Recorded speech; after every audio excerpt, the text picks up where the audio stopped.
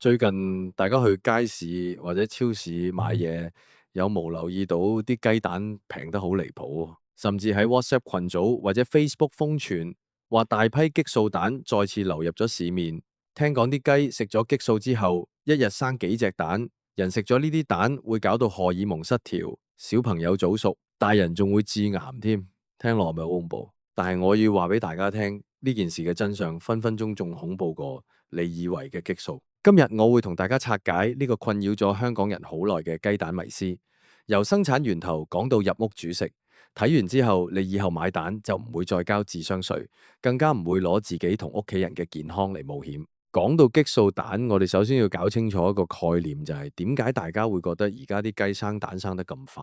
好多老人家會話，以前喺鄉下養雞，幾日至生一隻，點解而家啲工廠雞好似變咗生蛋機械人咁？係咪打咗針？其實大家真係諗多咗啦。喺呢個2026年嘅現代農業入面，幫雞打激素其實係一件好唔划算嘅事。你要知道激素好貴，而且雞嘅代謝極快。你打完針之後，藥效可能未到個蛋度已經排走咗。加上而家嘅雞種係經過幾十年，甚至係由1950年代開始就不斷做基因選育。而家一隻生蛋雞嘅效率係通過優質飼料、24小時光照控制同埋精準嘅營養配比嚟達成嘅。所以激素致癌呢個說法喺現代科學層面其實係企唔穩嘅。不過你先唔好住放鬆住，我話真相仲恐怖過激素，係因為有另外3樣嘢係大家日日食緊，但係完全冇察覺到嘅。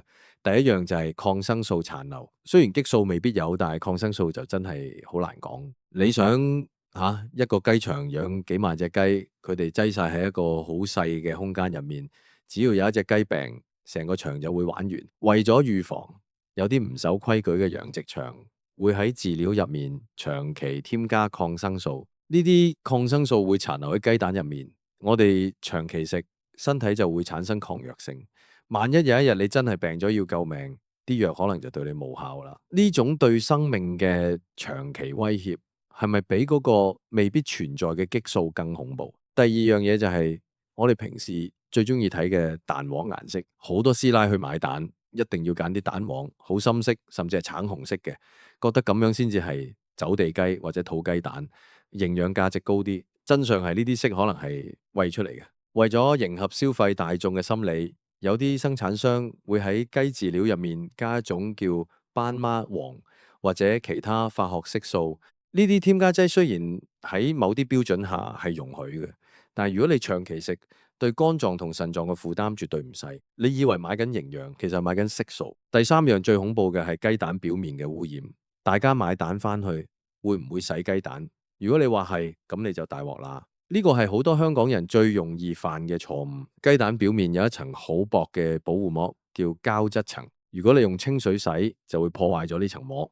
反而令到雞殼表面嘅細菌，例如大腸桿菌或者沙門氏菌，更加容易透過細孔滲入去雞蛋入面。想像啊，你以為洗乾淨咗，其實係親手將細菌送入去個蛋黃度，然後你仲要做個半生熟嘅太陽蛋食，咁樣嘅風險真係高過激素好多倍。講到呢度，大家可能會問，咁點樣先可以買到一隻好嘅雞蛋？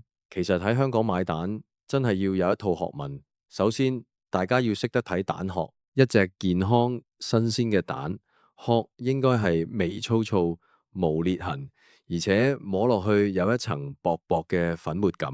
如果個殼好光滑、好油，甚至有陣味，咁就真係要小心。另外，唔好一味追求平。如果喺街市見到10蚊有一打，甚至更平，你就要諗吓，剔除咗運輸、包裝、人工同埋超市嘅利潤，呢隻蛋嘅成本可能只係得幾毫子嘅成本，點樣可以俾到雞隻好嘅飼料同生活環境呢？仲有大家成日講嘅假雞蛋，其實喺技術層面上要做出一隻同真蛋一模一樣嘅假蛋，個成本仲貴過養雞，所以大家唔使太擔心買到全化學嘅假蛋，反而要擔心嘅係壞蛋。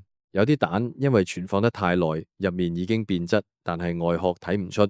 如果你打蛋嘅時候發現蛋白好稀，好似水咁，或者蛋黃一打出嚟就散咗，呢啲蛋就千萬唔好食。雖然未必即時致癌，但係引起急性腸胃炎嘅機會係100%。喺香港，我哋可以買到嚟自世界各地嘅蛋，例如日本蛋、泰國蛋、澳洲蛋，仲有我哋最常食嘅內地蛋。好多人覺得日本蛋一定最好，其實日本蛋之所以貴，係因為佢哋嘅冷鏈物流做環境衛生做得好，所以可以生食。但係如果你係攞嚟炒菜或者煲湯，其實泰國蛋或者受監管嘅內地大廠蛋營養價值係差唔多嘅。最緊要係睇包裝上面有冇食物安全中心嘅認可，或者有冇相關嘅品質認證。講法點樣食得健康？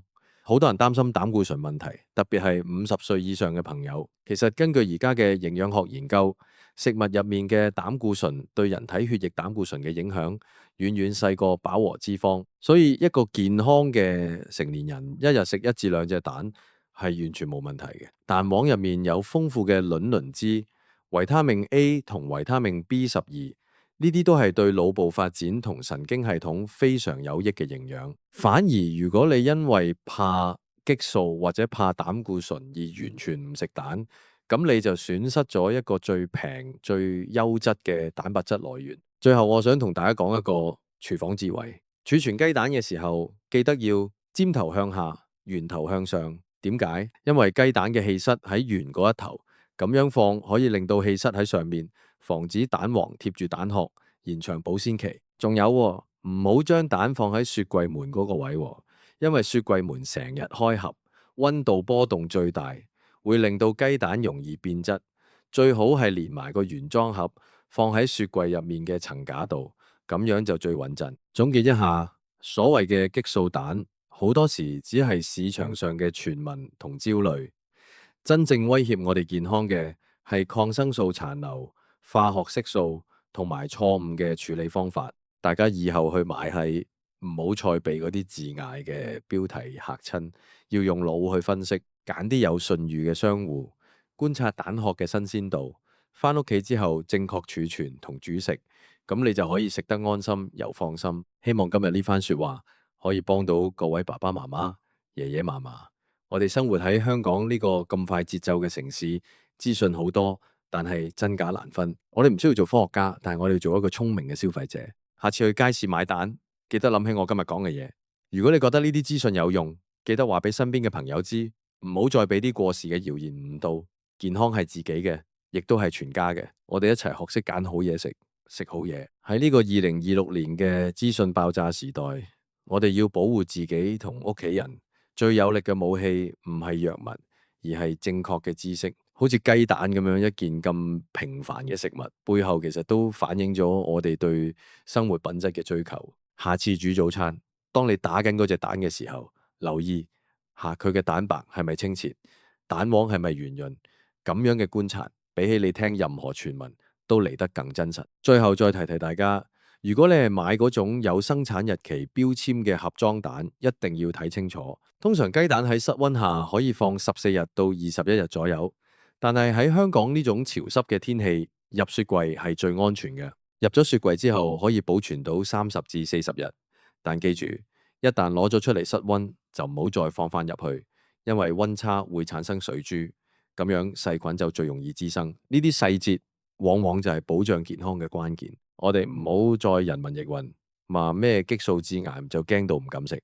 要記住，均衡飲食，少油少鹽，加上對食物來源嘅基本了解，呢啲先至係長壽同養生嘅真正秘訣。大家下次去街市買細，記得帶埋呢份廚房智慧出家，咁就實無死啦。好啦，講咗咁多，希望大家以後對雞蛋有個全新嘅認識，唔好再做嗰個被流言蜚語嚇親嘅人。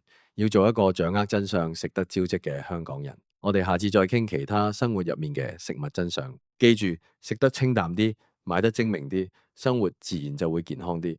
大家保重身體，我哋下次再見。